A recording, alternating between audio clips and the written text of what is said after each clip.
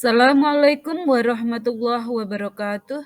Saya Dewi binti Naturafiah, SMPN 2 Mojo, CGP Angkatan 4 Kabupaten Kediri.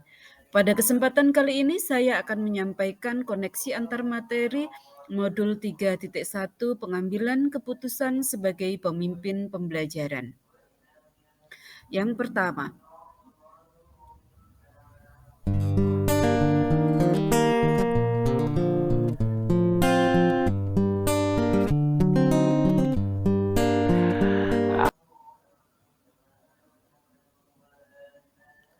bagaimana pendapat Ki Hajar Dewantara dengan filosofi Pratap Triloka memiliki pengaruh terhadap bagaimana sebuah pengambil keputusan sebagai seorang pemimpin pembelajaran diambil?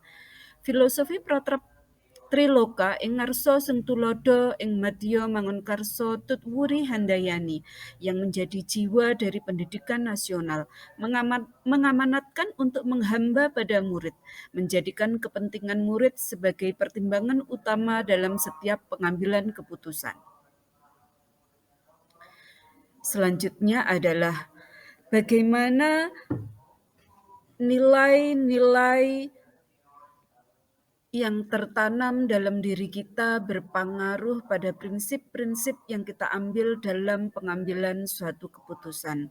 Nilai-nilai yang tertanam dalam diri kita selain nilai-nilai kemanusiaan, yaitu toleransi, kemandirian, keindahan, kesetiaan, nasionalisme, cinta, dan kasih sayang. Tentu saja ada nilai agama dan budaya yang sangat berpengaruh pada prinsip-prinsip yang kita ambil dalam pengambilan keputusan. Saat kita harus mengambil keputusan kita harus mengenali nilai-nilai apa yang dipertentangkan. Selanjutnya adalah bagaimana kegiatan terbimbing yang dilakukan pada materi pengambilan keputusan berkaitan dengan kegiatan coaching atau bimbingan yang diberikan pendamping atau fasilitator dalam proses pembelajaran kita, terutama dalam pengujian pengambilan keputusan yang telah kita ambil. Apakah pengambilan keputusan tersebut telah efektif? Masihkah ada pertanyaan-pertanyaan dalam diri kita atas pengambilan keputusan tersebut? Hal-hal ini tentunya bisa dibantu dalam sesi coaching yang telah dibahas pada modul 2 sebelumnya. Informasi tentang apakah keputusan yang kita ambil efektif bisa kita gali dengan komunikasi yang memberdayakan, yang merupakan keterampilan yang sangat diperlukan dalam coaching.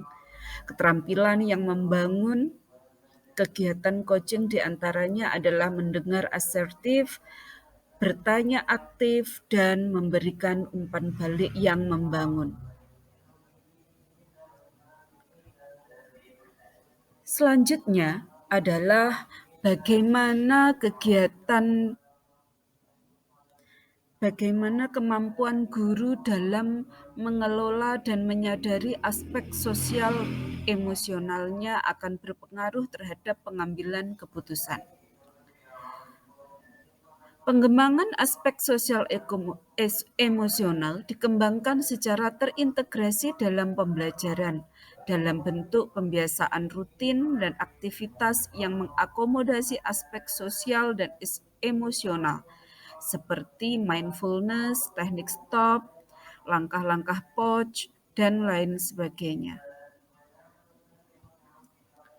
Selanjutnya, bagaimana pembahasan studi kasus yang fokus pada masalah moral atau etika. Kembali kepada nilai-nilai yang dianut seorang pendidik dengan cara melestarikan nilai-nilai kemanusiaan dan nilai-nilai agama dalam pembelajaran sehari-hari. Sehingga apabila terjadi kasus moral atau etika, kita akan mudah mengambil keputusan. Selanjutnya adalah bagaimana pengambilan keputusan yang tepat berdampak pada terciptanya lingkungan yang positif, kondusif, aman, dan nyaman. Cara pengambilan keputusan yang tepat bisa dilakukan dengan 9 langkah pengambilan keputusan, di mana pada langkah uji idola atau uji panutan akan lebih baik jika dilakukan dengan lebih dari satu panutan atau lebih dari satu idola yang mewakili semua aspek. Selanjutnya, apakah kesulitan-kesulitan di lingkungan Anda yang sulit dilaksanakan untuk menjalankan pengambilan keputusan terhadap kasus-kasus dilema etika ini? Apakah ini kembali ke masalah perubahan paradigma di lingkungan Anda? Kesulitan-kesulitan yang saya hadapi dalam pengambilan keputusan adalah dalam kasus dilema etika adalah banyaknya pendapat yang sama-sama baik mengenai suatu hal. Selanjutnya, pada akhirnya, apakah pengaruh pengambilan keputusan yang kita ambil dapat mengajarkan dan memerdekakan murid kita? Tentu saja, karena keputusan yang kita ambil demi sebesar-besar kepentingan murid dan mendukung terwujudnya merdeka belajar. Yang kesembilan adalah bagaimana seorang pemimpin pembelajaran dalam mengambil keputusan yang tepat mempengaruhi kehidupan atau masa depan murid-muridnya.